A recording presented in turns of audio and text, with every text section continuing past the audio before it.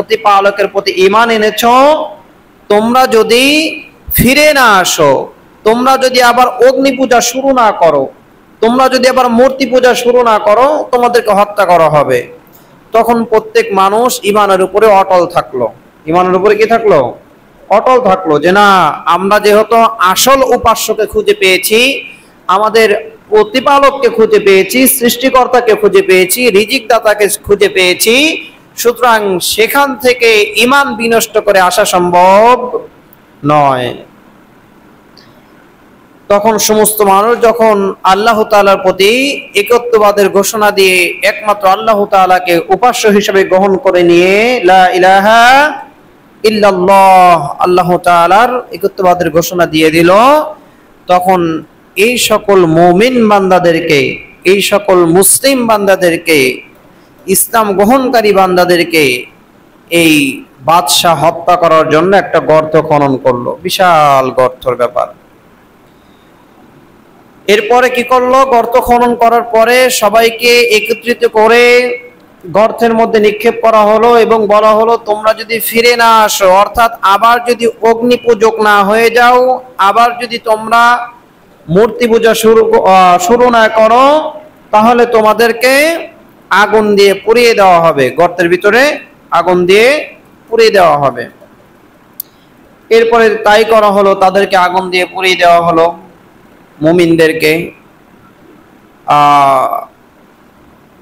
যখন পুড়িয়ে দেওয়া হচ্ছে, তখন যারা পোড়াচ্ছিল তারা পাশে থেকে, গর্তের পাশে দাঁড়িয়ে দাঁড়িয়ে দেখছিল আর হাসছিল।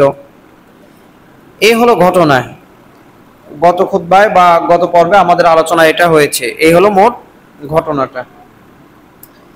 এরপর আল্লাহ তাআলা বলছেন, সেই কথাকে উল্লেখ করে বলছেন, কুতিলা আসহাবুল উখদুদ, ধ্বংস হয়েছে আসহাবুল উখদুদ, গর্তের অধিপতিরা, যারা এই গর্ত খনন করে মুমিনদেরকে হত্যার উদ্দেশ্যে নিক্ষেপ করেছিল, আগুন দিয়ে পুড়িয়ে মুমিনদেরকে হত্যা করেছিল।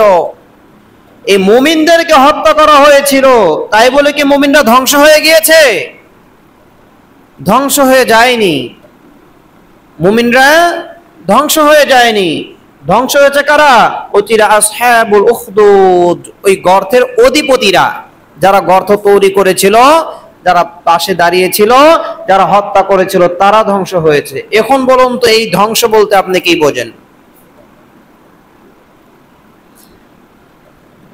পুড়িয়ে মারা হলো যাদেরকে, যে সকল মুমিনদেরকে আগুন দিয়ে পুড়িয়ে হত্যা করা হলো।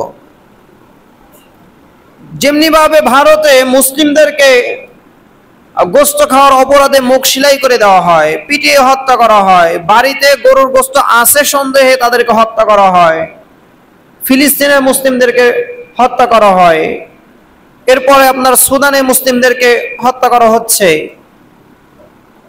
তো এদেরকে, যাদেরকে হত্যা করা হলো এবং গর্তে নিক্ষেপ করে যাদেরকে পুড়িয়ে দেওয়া হলো, সূরা বুরুজের আলোচনা, যাদেরকে হত্যা করা হলো, পুড়িয়ে দেওয়া হলো, এখন এরা ধ্বংস হলো নাকি যারা অত্যাচার করলো, যারা হত্যা করলো, যারা পুড়িয়ে দিল তারা ধ্বংস? বলুন তো, কারা ধ্বংস? মানে ধ্বংস হলো কারা? যাদেরকে হত্যা করা হলো তারা ধ্বংসপ্রাপ্ত, নাকি যারা হত্যা করলো তারা ধ্বংসপ্রাপ্ত? যারা হত্যা করেছে, নির্যাতন করেছে, তারা ধ্বংসপ্রাপ্ত। আল্লাহ বলছেন, কুতিলা আসহাবুল উখদুদ, সুতরাং ধ্বংসপ্রাপ্ত হয়েছে তারা যারা গর্তের অধিপতি ছিল, যারা গর্তের অধিপতি ছিল যারা। এখন এই ছোট্ট একটা আয়াত, এই আয়াতের তাফসীর সরাসরি হাদিস থেকে, যে ঘটনা বললাম গত সপ্তাহে, যেহেতু বিস্তারিত ঘটনা আলোচনা হয়েছে হাদিস অনুযায়ী, আজকে শুধু সংক্ষিপ্তভাবে মনে করিয়ে দিলাম ঘটনাটা। তো এই যে ঘটনা, লম্বা একটা ঘটনা, সহিহ হাদিস থেকে যেই ঘটনা ঘটেছিল, আর আল্লাহ তাআলা এই ঘটনার উপরে বললেন, কুতিলা আসহাবুল উখদুদ, গর্তের অধিপতি যারা তাদেরকে হত্যা করেছিল তারা ধ্বংস হয়ে গেছে। এইটার সাথে বর্তমান জামানা, এই ছোট্ট একটা আয়াতের সাথে মিলানো যায়, ছোট্ট একটা আয়াতের সাথে মিলানো যায়। এরপরে আয়াতগুলো আসলে আরেকটু ক্লিয়ার হবে। এখন এই যে দুনিয়াতে নিজের ঈমানকে রক্ষা করার জন্য অসংখ্য মানুষকে বর্তমান নির্যাতন করা হচ্ছে কি হচ্ছে না? মানে মানুষ নির্যাতিত হচ্ছে নিজের ঈমানকে রক্ষা করার জন্য, আছে কি নাই? দুই শ্রেণীর মানুষ আছে। ওই সময় আবার ফিরে যাই ঘটনায়। ওই সময়ে যারা ফিরে আসবে, মানে প্রথমে মুমিন হলো, মুমিন হওয়ার পরে বাদশাহ তাদের আবার বলল তোমরা ফিরে আসো। কোথায়? অগ্নি পূজায় ফিরে আসো, মূর্তি পূজায় ফিরে আসো, জাদুগ্রস্ততে ফিরে আসো। যে যখন তারা ফিরে আসলো না, তারা হলো নাজাত প্রাপ্ত, তাদেরকে হত্যা করে দেওয়া হলো। আর শহীদের হত্যা পিঁপড়ে কামড় দেওয়ার থেকে বেশি কিছু নয়। তাদেরকে পুড়িয়ে ফেলার মাধ্যমে তারা জান্নাতে চলে গেল, তারা নাজাত প্রাপ্ত হয়ে গেল। এখন কথা হলো, যদি ওই সময় কোনো একজন ব্যক্তি আগের জায়গায় ফিরে আসতো, মূর্তি পূজায় ফিরে আসতো, অগ্নি পূজায় ফিরে আসতো, তাহলে ওই ব্যক্তিও কি হতো? ধ্বংসপ্রাপ্তদের অন্তর্ভুক্ত হয়ে যেত, তাই না? মানে ঈমানকে ছেড়ে দিয়ে যদি আবার আগের অবস্থায় ফিরে আসতো, তারা কি হতো? ধ্বংসপ্রাপ্তদের অন্তর্ভুক্ত হয়ে যেত। এখন বর্তমানে আসি। বর্তমানেও মানুষকে একইভাবে নির্যাতন করা হচ্ছে কি হচ্ছে না? ঈমানের জন্য ফিলিস্তিনে করা হচ্ছে না? এরপরে ভারতে মুসলিমদেরকে হত্যা করা হচ্ছে না ঈমানের জন্য? ভারতের এক বিজেপি নেতা, সংসদ সদস্য, তারপরেও ঘোষণা দিচ্ছে, ভিডিওটা দেখলাম, প্রকাশ্যে ঘোষণা দিচ্ছে যে তোমরা যদি প্রত্যেকটা যুবক 10 জন করে মুসলিম মেয়েদেরকে এনে দিতে পারো, অর্থাৎ তাদেরকে ছলে বলে কৌশলে, ওই আগের আলোচনা গিয়েছে কিন্তু, যে প্রেমের ফাঁদে ফেলে মুসলিম হব আমি, এই কথা বলে যদি তোমরা এনে দিতে পারো, এক একজন পুরুষ যদি 10 জন করে মেয়েকে, মুসলিম মেয়েকে টার্গেট করতে পারো, পতিতালয় পর্যন্ত নিয়ে যেতে পারো, তাহলে তোমাদের জন্য সরকারি চাকরি নিশ্চিত। উদ্দেশ্য কি? মুসলিম মেয়েরা কি তাদেরকে কেউ অত্যাচার করেছিল? মুসলিম মেয়েরা কি তাদের বিরুদ্ধে কোনো সংগ্রাম করেছিল? নাকি তারা কোনো অপরাধে জড়িত, এই জন্য ধরে আনতে হবে? তাহলে উদ্দেশ্য হলো যে মুসলিম মেয়ে তারা ইসলামের উপর অটল রয়েছে, তাদেরকে তোমরা এনে পতিতালয়ে নিক্ষেপ করো, এর বিনিময়ে তোমাদেরকে দেওয়া হবে সরকারি চাকরি। এটা ভারতে। তার মানে কি? তার মানে মুমিন হওয়ার কারণে, ঈমানের কারণে মুসলিমদেরকে আজও হত্যা, নির্যাতন, খুন করা হয় কি হয় না? হচ্ছে। এখন কথা হলো, যদি এই জামানায়ও যারা মুসলমানদেরকে অত্যাচার করছে শুধুমাত্র ঈমানের কারণে, যারা মুসলমানদেরকে শাস্তি দিচ্ছে শুধুমাত্র ঈমানের কারণে, আর ওই ব্যক্তি যদি, মুসলিম ব্যক্তি যদি তার ঈমানের উপর অটল থাকতে পারে, ওই মুসলিম ব্যক্তি যদি ঈমানের উপর শক্তিশালী হয়ে থাকতে পারে, ঈমানকে ত্যাগ না করে, তাহলে এই ব্যক্তি ওই ব্যক্তির সমান যেই ব্যক্তিদেরকে আগুনে জ্বালিয়ে হত্যা করা হয়েছিল। বুঝতে পারেন? যেহেতু একই কারণ বিদ্যমান, একই কারণ বিদ্যমান। কি কারণ? ঈমান। কি কারণ? ঈমান। একই কারণ বিদ্যমান হওয়ার ফলে একইভাবে হত্যা করা হচ্ছে বা বিভিন্নভাবে হত্যা করা হচ্ছে, কিন্তু কারণ একটাই, ঈমান। আর এই ঈমানের উপরে যারা অটল থাকতে পারবে তারাও শহীদি মর্যাদা পাবে। সে যদি মারাও যায় সেই সফলতা অর্জন করবে, সেই নাজাত প্রাপ্ত হবে। সুবহানাল্লাহি বিহামদিহি সুবহানাল্লাহিল আযীম। এখন দেখেন, এই বাংলাদেশে মুসলমানদেরকে শুধুমাত্র ঈমান আনার জন্য বা ঈমানের উপর অটল থাকার জন্য, তাওহীদের উপর অটল থাকার অপরাধে জেল, খুন করা হয় কি হয় না? ইতিপূর্বে হয়েছে না? ইতিপূর্বে হয়েছে, এখনো হচ্ছে, এখনো হচ্ছে। তো এই যে কাজগুলো করা হচ্ছে, শুধুমাত্র ঈমান যাদের মজবুত এদের নিয়ে ধরা হয়। ধরার পরে কি বলা হয়? তুমি যদি এই কথা স্বীকারোক্তি দাও বা এই কথা স্বীকারোক্তি দাও, তাহলে তোমাদেরকে ছেড়ে দেওয়া হবে, না হলে তোমাদের পরিবারকে নির্যাতন করা হবে। উদাহরণস্বরূপ আপনারা দেখেছেন যে 24-এ যখন আন্দোলন চললো, ওই যে 6 জন সমন্বয়ক আছে না, তাদেরকে ধরে নিয়েছিল না? ধরে নেওয়ার পরে তারা পরের দিন ঘোষণা দিল যে আমরা এই আন্দোলন থেকে সরে আসছি। আন্দোলন থেকে সরে আসার ঘোষণা দিয়েছিল কি দেয় নাই? দিয়েছিল। কিন্তু তারা প্রকৃতপক্ষে ইসলামের জন্য আন্দোলন করে নাই। আমি বলছি না তারা ইসলামের জন্য আন্দোলন করেছে, তা আমি বলছি যে তারা তাদের জায়গা থেকে শুধুমাত্র নিজেদের নিরাপত্তার কথা বিবেচনা করে এবং পরিবারের নিরাপত্তার কথা বিবেচনা করে প্রথমে ঘোষণা দিয়ে দিল যে আর আন্দোলন চলবে না, আমরা সঙ্গত কারণে আন্দোলন এখানে সমাপ্তি ঘোষণা করছি। তো যাই হোক, পরবর্তীতে অন্যরা এটা মানেনি, অন্যরা আন্দোলন চালিয়ে নিয়েছিল। তো অনুরূপভাবে তাদেরকে যেমন কি কারণে, রাজনৈতিক কারণে তাদেরকে আটকানো হয়েছিল, রাজনৈতিক কারণে, এবং তাদের থেকে স্বীকারোক্তি নেওয়া হয়েছিল। তারা যে পদক্ষেপে ছিল, পদক্ষেপটা কি? যে সরকারকে আমরা, রাষ্ট্রবিরোধী সরকারকে সরিয়ে দেব, এখান থেকে তাদেরকে পিছু হটতে হয়েছিল। কি কারণে? দুনিয়ার জীবনকে ভালোবেসে, যে নিজ পরিবারের উপর আক্রমণ আসতো হতো। ছেলে অপরাধ করলে পিতাকে ধরে নিয়ে যেত, ভাইদেরকে ধরে নিয়ে যেত। তো এই ভয়ে তারা সেখান থেকে পিছপা হয়। এরপরে পরবর্তী বিষয় মিলাই, কিছুদিন আগে যে ইমামের কথা আপনারা জানেন, ইসকন সদস্য দ্বারা গুম হয়েছিল। তো একইভাবে রাত 8টার দিকে যখন সে ফিরে আসার পরে যখন মামলা করে, এনে হয় প্রচারণা হয়, এই ইমাম সাহেবকে রাত 8টার দিকে নিয়ে যায় থানায়। ইমাম সাহেবের ছেলে, বড় ছেলে, ছোট ছেলে, ইমাম সাহেবকে নেওয়ার পরে ইমাম সাহেবের যে ছেলে, ছোট ছেলে, এই ছেলেকে, যেহেতু এই ছেলে, ছোট ছেলেরা একটু থাকে, মানে অন্যদের তুলনায়, বড় ছেলেদের তুলনায় একটু পাতলা টাইপের থাকে, যে না যা সঠিক তাই করব, আর বড়গুলা চিন্তা করে আগে যান বাঁচাতে হবে, এরকম আছে। তো যার কারণে যখন ছোট ছেলেকে মানাতে পারছে না যে সে তো ইসকনের বিরুদ্ধে অ্যাকশনে যাবেই, তখন তাকে কোনো কারণ ছাড়া 4 ঘন্টা জেলে আটকে রাখা হয়।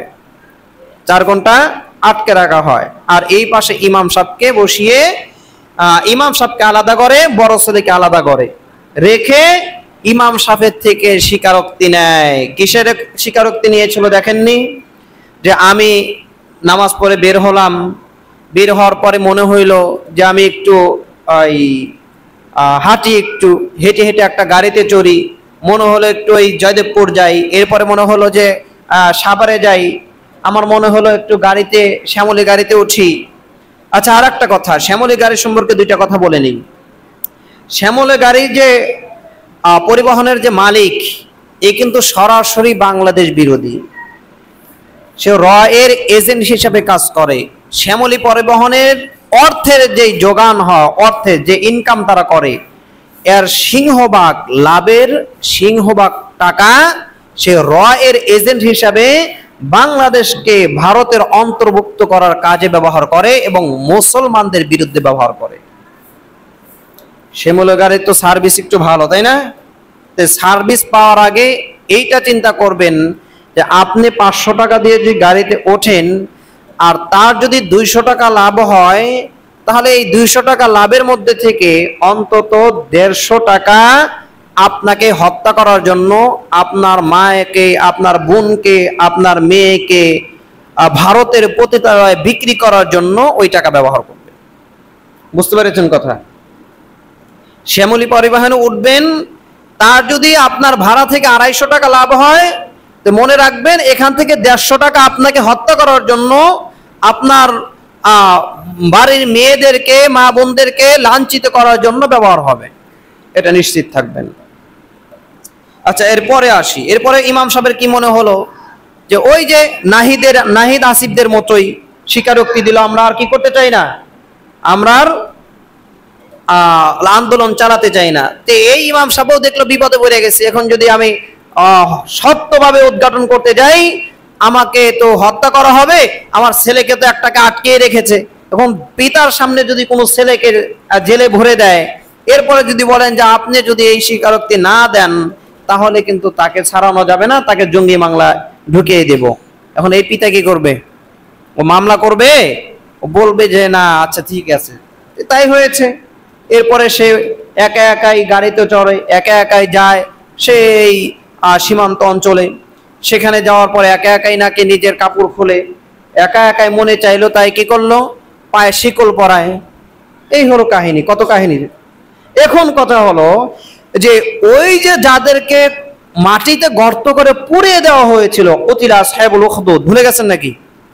উতিলা আসহাবুল উখদুদ, যাদেরকে মাটিতে পুঁতিয়ে গর্ত করে পুড়িয়ে দেওয়া হয়েছিল, তারা ঈমানের উপর অটল থেকেছিল কোন পর্যন্ত? মৃত্যু পর্যন্ত। এই মৃত্যু কি ওই একজনকেই দিয়েছিল নাকি পুরা পরিবার সহ হত্যা করা হয়েছিল? কোরআনে বর্ণিত ওই সকল লোকদের কথা বলছি, হাদিসে বর্ণিত ওই সকল লোকদের কথা বলছি যাদেরকে গর্তে আগুন দিয়ে পুড়িয়ে ফেলা হলো। ওখানে কি শুধু ওই পরিবারকেই হত্যা করা হয়েছিল, ওই একজনকে নাকি পরিবার সহ? এবং তাদের কি জেলের ভয় দেখানো হয়েছিল নাকি হত্যার ভয়? শুধু কি ভয় দেখানো হয়েছিল নাকি পুড়িয়েও দেওয়া হয়েছিল? আচ্ছা, তাহলে পুড়িয়ে দেওয়ার পরেও তারা ঈমানকে ধরে রেখেছিল, ঈমানের উপর অটল থাকার কারণে নাজাত পেয়েছিল, সফল কাম হয়েছিল। আর আজকের যারা এই ছোটখাটো জেলে বন্দি করে রাখবে, এই কারণে ঈমান থেকে পিছিয়ে আসে, তারা কি নাজাত প্রাপ্তদের অন্তর্ভুক্ত হবে? হবে না। আল্লাহ তাআলা হেফাজত করুন, আমিন। সম্মানিত মুসলিম ইকরাম, এরকম ঘটনা অহরহ চলছে, অহরহ চলছে। এই রাস্তা থেকে একজনকে ধরে নিয়ে গেল, যাওয়ার পরে দেখবেন তাকে জঙ্গি মামলায় ফাঁসিয়ে দিয়েছে। এরপরে দেখবেন সে নিজেই বলছে হ্যাঁ আমি 3টা পিস্তল এটা এটা এটা এটা নিয়েছিলাম এই কাজ করার জন্য, কারণ তাকে এমন ভাবে মার দেওয়া হয়েছে স্বীকারোক্তি নেওয়ার জন্য। একই কাজ চলছে। তাহলে এই যে হত্যা করা, নির্যাতন করা, এই নির্যাতন করার একটাই মূল বিষয়, সেটা হলো কি? ঈমান। সেটা কি? ঈমানের জন্য, ঈমানের জন্য নির্যাতন করা হয়। এই বাংলাদেশে সহ সারা বিশ্বের মধ্যে যেই মুসলিমটা যত বেশি ঈমানের উপর অটল, যত বেশি ঈমানের উপর অটল, তারা ইহুদি খ্রিস্টানদের কাছে, মূর্তি পূজকদের কাছে তত বেশি আতঙ্কের, তত বেশি আতঙ্কের, এবং তাদেরকে হত্যা করার জন্যই তারা মাঠে নামে। দেখবেন বাংলাদেশের কিছু কিছু দলের সাথে ইহুদি খ্রিস্টানদের ভালো সম্পর্ক না? হ্যাঁ, আমাদের প্রকাশ্যে, মুসলিমদের প্রকাশ্য শত্রু হলো। গত সপ্তাহে আলোচনা করেছিলাম, আল্লাহ তাআলা বলছেন লাতাজিদান্না আশাদ্দান নাসি আদাওয়াতান লিল্লাযিনা আমানুল ইয়াহুদা ওয়ান নাসারা ইয়াহুদা ওয়াল্লাযিনা আশরাকু, যে মুসলমানদের জন্য সবচাইতে কঠিন শত্রু, এদের থেকে আর বড় কোনো শত্রু নাই। কঠিন শত্রু 1 নাম্বার ইহুদি, ইহুদি মানে ইসরায়েলের ইহুদি, চেনেনই তো নাকি? আর 2 নাম্বার হলো ভারতের হিন্দু। কেরা? ভারতের হিন্দু। আল্লাহ বলছেন লাতাজিদান্না আশাদ্দান নাসি আদাওয়াতান লিল্লাযিনা আমানুল ইয়াহুদা ওয়াল্লাযিনা আশরাকু, মুসলিমদের জন্য সবচাইতে বড় কঠিন শত্রু, সবসময় বিদ্বেষ পোষণ করে 1 নম্বরে ইহুদি, 2 নম্বরে হিন্দু। তো এই হিন্দুদের সাথেও কিছু কিছু দলের সম্পর্ক ভালো আছে কি নাই? আছে তো নাকি? তাহলে এখন বলেন তো, যে যারা ইহুদি শত্রুরা, যারা মুসলিমদের শত্রু, এদিকে লক্ষ্য করবেন, যারা মুসলিমদের শত্রু, সবচাইতে বড় শত্রু কে বলেছেন? আল্লাহ বলেছেন। কে বলেছেন? আল্লাহ বলেছেন সবচাইতে বড় শত্রু। তাহলে এই বড় শত্রুটাও কোন মুসলিমকে ভালোবাসে? বুঝেন নাই? আমি মুসলিম, আমার সবচাইতে বড় শত্রুকে হিন্দু, আমার সবচাইতে বড় শত্রুকে ইহুদি। তারা সবসময় আমাকে হত্যা করতে চায়। সবসময় কি চায়? হত্যা করতে চায়, এই হিন্দু আর ইহুদি। কিন্তু আমার ভাইকে আবার ভালোবাসে। বুঝেন নাই? আমার চাচার সাথে আবার ভালো সম্পর্ক, মানে আমাকে হত্যা করতে চায় কেন? আমি মুসলিম তাই। আমাকে হত্যা করতে চায় কেন? আমি ঈমানের উপর আছি তাই। কিন্তু এই ইসলাম বিদ্বেষী, মুসলিম বিদ্বেষী সবচাইতে বড় শত্রুই আবার আমার প্রতিবেশীকে ভালোবাসে, সে আবার মুসলিম। তাহলে বুঝতে হবে যে যার সাথে এই ইহুদি এবং হিন্দুদের ভালো সম্পর্ক রয়েছে, হিন্দু এবং ইহুদিরা যেই মুসলিমকে হত্যা করতে চায় না, শত্রু মনে করে না, তাহলে বুঝতে হবে ওই মুসলিমের ইমানের দুর্বলতা অনেক রয়েছে, অনেক রয়েছে। বুঝতে পারেন নাই? অনেক। আচ্ছা, এরপরে আমরা আলোচনা করছিলাম সূরা বুরুজের। আসলে সূরা বুরুজের সাথে এটা মনে আলাদা কিছু না, একই ক্যাটাগরি না, একই ক্যাটাগরি আলোচনা। আমরা আলোচনা যাব, সামনের দিকে আগাবো ইনশাল্লাহ। তাহলে আমরা দেখতে পেলাম যে আমরা যখন ইসকন সম্পর্কে গত খুতবা বলতে আমার গত খুতবা, মাঝখানে তো এক খুতবা আবার অন্যজন এসে দিয়েছিলেন, তার আগের খুতবায় যে আলোচনা করেছিলাম ইসকন সম্পর্কে, এই জায়গায় আমি হক কথাগুলো কঠোর ভাষায় কিছু বলেছিলাম, তাই না? আওয়াজটা একটু জোরে হয়েছে, আর আওয়াজ জোরে হওয়াটা সুন্নাহ। আওয়াজ জোরে হওয়া কি সুন্নাহ। যখন যেভাবে আলোচনা রাসূল সাল্লাল্লাহু আলাইহি ওয়াসাল্লাম কখনো আলোচনা করতেন, কি হয়ে যেত, ঘাম ছুটে যেত। কথা বলতে কি এমন ভাবে আলোচনা করতেন, ঘাম ঘাম এরকম বেয়ে বেয়ে পড়তো, শরীরটা লাল হয়ে যেত, চেহারা লাল হয়ে যেত। লাল হয়ে যেত কখন? যখন এরকম কথা বলতো যে তোমরা নামাজ পড়ো, তোমরা রোজা রাখো, এই কথা বলতে কি শরীর রাগে লাল হয়ে যেত? হাদিসে রয়েছে রাগে চেহারা লাল হয়ে যেত। রাসূল সাল্লাল্লাহু আলাইহি ওয়াসাল্লামের চেহারা দিয়ে ঘাম ছুটতো। কখন? এই নামাজের কথা বলতো, মাসালা বলতো যে তোমরা এরকম ভাবে নামাজ পড়ো, এরকম ভাবে পড়ো, এই কথা বলার সময় নাকি নাকি সব সময় রাগ করতেন এরকম? হ্যাঁ, যেখানে যেটা প্রয়োজন সেখানে সেটাই সুন্নাহ, যেখানে যেটা প্রয়োজন সেখানে সেটাই সুন্নাহ।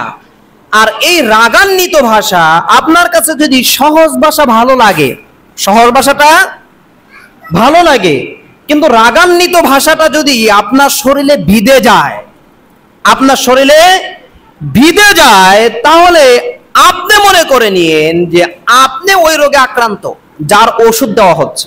বুঝতে পারেন নাই? যার অ্যান্টিবায়োটিক দেওয়া হচ্ছে, আপনি ওই রোগে আক্রান্ত রয়েছেন। অর্থাৎ আপনি ইহুদি খ্রিস্টানদের দালালি করছেন বলে আপনার গায়ে লাগছে, আপনার কঠোর কথা ভালো লাগছে না। আপনার এমন কথা মুখ দিয়ে বের হয়ে যায় যে যদি ইমাম সাহেব এত জোরে জোরে আলোচনা করে এই মসজিদেই যাব না। আছে কি নাই? আরে ইমাম সাহেব তোমার চাকরি করার জন্য আসছে নাকি তোমার গোলামি করার জন্য নাকি? রাসূল সাল্লাল্লাহু আলাইহি ওয়াসাল্লামের সুন্নাহ প্রতিষ্ঠা করার জন্য, তোমার গোলামি করার জন্য না তো। আরে তোমার ইমামতি করার জন্য না তো, মুসল্লির ইমামতি করার জন্য। তুমি মুসল্লির কাতারেই বড় না তো। যারা বলে যে ইমাম সাহেব চিল্লা বললো কেন, ওই মসজিদেই যাব না, বুঝতে হবে কোন একটা রাজনৈতিক দল বাংলাদেশে ইসকনের সাথে সরাসরি সহযোগিতা করেছে, ইতিপূর্বেও করেছে, বর্তমান করছে কি করছে না। ইতিপূর্বে একটা রাজনৈতিক দল ইসকনকে পেলে পুষে বড় করেছে, পেলে পুষে বড় করেছে। 12 কাঠা জমি শেখ হাসিনা দিয়েছে একবারে ঢাকার মধ্যে, একেবারে ঢাকার মধ্যে ইসকনের নামে 1 লাখ টাকায়, কয় লাখ টাকায়? 1 লাখ টাকায় 12 কাঠা জমি দিয়েছে শেখ হাসিনা, ইসকনকে দান করেছে। 12 কাঠা বোঝেন? আমিও সেবার বুঝি না, আপনারা তো বোঝেন। 1 লাখ টাকায়, কয় লাখ টাকায়? 1 লাখ টাকায় 12 কাঠা জমি দিয়েছে একবারে ঢাকার মধ্যে, পেটের ভিতরে। বোঝেন নাই? একদল ইসকনকে পেলে পুষে বড় করার মাধ্যমে বাংলাদেশের ক্ষমতা বিস্তার করেছিল শত্রু রাষ্ট্রের মাধ্যমে। আরেক দল একই কাজ যখন করছে, যেই ইসকনের সহযোগিতা করছে, ওই ইসকনের বিরুদ্ধে যখন ইমাম সাহেব বক্তৃতা দেয়, আপনার লাগে আপনি ওই দল করেন বলে? আপনার দল আগে বড় নাকি আপনার বোন আগে বড় নাকি আপনার মেয়ে আগে বড়? কোনটা? আপনি তো ইসলাম বাতি দিলাম, আরে ক্ষমতার জন্য ইসলাম সকাল বিকাল বিক্রি হয়, কিন্তু মেয়ে কি আর বিক্রি হয় নাকি? বুঝেন নাই? ইয়াবিউ আহাদুহুম দীনাহু বিআরাদ মিনাদ দুনিয়া। রাসূল সাল্লাল্লাহু আলাইহি ওয়াসাল্লাম বলছেন যে মানুষ সকালে কাফের হবে, বিকালে মুমিন থাকবে, সকালে কাফের হয়ে যাবে, সকালে মুমিন থাকলে বিকালে কাফের হয়ে যাবে। কিসের মাধ্যমে? ইয়াবিউ আহাদুহুম বিআরাদ মিনাদ দুনিয়া। তাদের ঈমানকে বিক্রি করবে কিসের মাধ্যমে? দুনিয়ার মাধ্যমে। মেয়ের মাধ্যমে তো না। কেউ কি তার মেয়েকে দিয়ে বলবে যে আমার মেয়েকে আমি দিয়ে দিলাম, এর মাধ্যমে আমাকে 5 লাখ টাকা দাও? আছে কেউ? আছে? নাই। কিন্তু ঈমান দিতে পারবে, বুঝেন নাই? ঈমান দিতে পারবে। বাঙালি ঈমানকে বিক্রি করতে পারবে 4-5 লাখ টাকার মাধ্যমে। 5 কোটি লাগে না। দেখেন না পাহাড়ি অঞ্চলে মুসলিমদেরকে এই কিছু টাকা পয়সা দিয়ে খ্রিস্টান বানানো হচ্ছে, দেখেন নাই? এই কয়েক টাকার মাধ্যমে। কিন্তু এমন কি হয়েছে যে কোনো পিতা তার মেয়েকে 2-4 লাখ 5 লাখ টাকা 10 লাখ টাকার বিনিময়ে বিক্রি করে দিয়েছে পতিতালয়ে? আছে? হ্যাঁ। তাহলে আপনি এমন কোন রাজনৈতিক দলের সাথে যুক্ত থাকতে পারেন যেই দলের সাথে ইসলামের প্রকাশ্য শত্রু। আল্লাহ বলেছেন কি, লাতাজিদান্না আশাদ্দান নাসি আদাওয়াতান লিল্লাযিনা আমানুল ইয়াহুদা ওয়াল্লাযিনা আশরাকু। মুসলমানদের জন্য সবচাইতে বড় শত্রু, সবচাইতে বড় শত্রু, সবচাইতে বড় শত্রু, এর থেকে বড় শত্রু নেই ইহুদি আর হিন্দু। ইহুদি আর হিন্দু। এ আয়াত উল্টান দেখি, এ আয়াত উল্টে দেন দেখি আপনি। আল্লাহ বলেছেন যে হিন্দু আর ইহুদি হলো মুসলমানদের জন্য সবচেয়ে বড় শত্রু। আপনি উল্টান দেখি। যে ইমাম সাহেব বলেছে আমি কথা মানি না, উল্টে দিলাম কথা, উল্টে দেন। এখন এই হিন্দুর সাথে যদি আপনার গলা বান্ধাবান্ধি থাকে, আর হিন্দু যে শত্রু এটা যদি আমি ইমাম সাহেব যদি খুতবায় বলে, তখন যদি আপনার মনে হয় ইমাম সাহেব চিল্লায় কেন, তার খুতবা শুনতে যাব না, তার মানে কি আপনি চাচ্ছেন যে দলকে সন্তুষ্ট করার জন্য, দলকে ক্ষমতায় দেখানোর জন্য আপনার মেয়েকে বিক্রি করে দিবেন? এটা চাচ্ছেন? ইমানকে তো বিক্রি করতেই পারেন, হচ্ছে সকাল বিকাল বিক্রি। মেয়েকে তো আর বিক্রি করতে পারেন না, নিজের স্ত্রীকে তো আর বিক্রি করতে পারেন না। আপনি কি তাই চাচ্ছেন? শুনুন, বলছি আবার, রাসূল সাল্লাল্লাহু আলাইহি ওয়াসাল্লামের সুন্নাহ হলো চিল্লায় বক্তৃতা দেওয়া। যেখানে যা প্রয়োজন সেখানে তাই করতে হবে। রাসূল সাল্লাল্লাহু আলাইহি ওয়াসাল্লামের সুন্নাহ হলো চেহারা দিয়ে ঘাম ছোটা, বক্তৃতার তেজে রাগে চেহারা লাল হয়ে যাওয়া, এটাই রাসূল সাল্লাল্লাহু আলাইহি ওয়াসাল্লামের সুন্নাহ। আপনার একদিনের বক্তৃতা সহ্য হলো না, আপনার শরীরে জ্বালা শুরু হয়ে গেল, আপনার ঈমান এতটুকু? শুধুমাত্র আপনার দলকে সন্তুষ্ট করার জন্য? আল্লাহ হেফাজত করুন, আল্লাহ হেফাজত করুন, আল্লাহ হেফাজত করুন আমাদেরকে। আমিন। আল্লাহ আমাদের ঈমানকে আপনি রক্ষা করেন। আমিন। সম্মানিত মুসলিম ইকরাম, যে কথা বলছিলাম যে এই যে ঈমানের ধ্বংস হওয়ার যুগ, গর্তে পড়ে আগুন দিয়ে পুড়িয়ে দিচ্ছে, ঈমান রক্ষা করে জান্নাতবাসী হয়ে গেল, নাজাত পেয়ে গেল, আর আমরা এখানে কিছু টাকার জন্য ঈমান বিক্রি করে দিয়ে ধ্বংসপ্রাপ্তদের অন্তর্ভুক্ত হয়ে যাচ্ছি। অতিলা আসহাবুল উখদুদ, সেই গর্তের অধিপতিদের মতো হয়ে যাচ্ছি। আল্লাহ তাআলা এ থেকে আমাদেরকে হেফাজত করুন বলে আমিন।